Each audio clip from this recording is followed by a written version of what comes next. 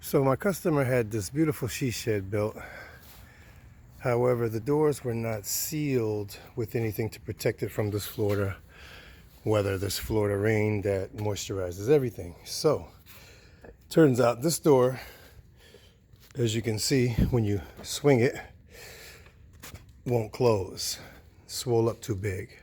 So the top and the bottom needs to be planed or shaved off a little bit, which, as you can see, I've already done to this other door here. Now this door will actually close, but it's pretty difficult. You have to shove it closed.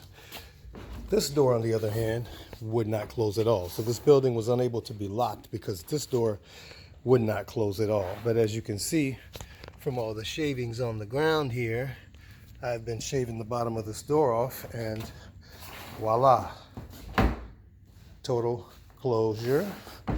I had to shave off a little off the top and the bottom. And if you ever have a door that won't close because it's swole up from the moisture, then this is what you use to fix it. This is called a planer. It has razor sharp edges going in one direction, and if you pull it alongside wood like this, it will shave off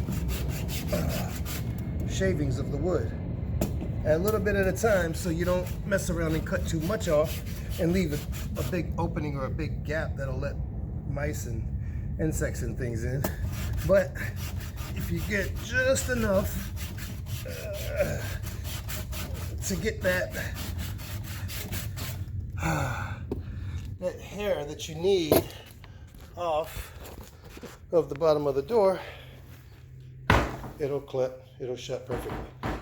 But I think I gotta get just a little bit more because it's still just a tad stuck when I try to open it. I want to be able to push it and have it slide open. So I gotta get a little bit more.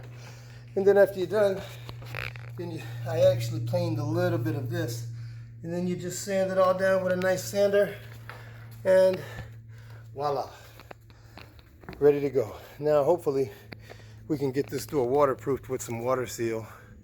This beautiful French door. Be a shame for it to swell up some more. But anyway,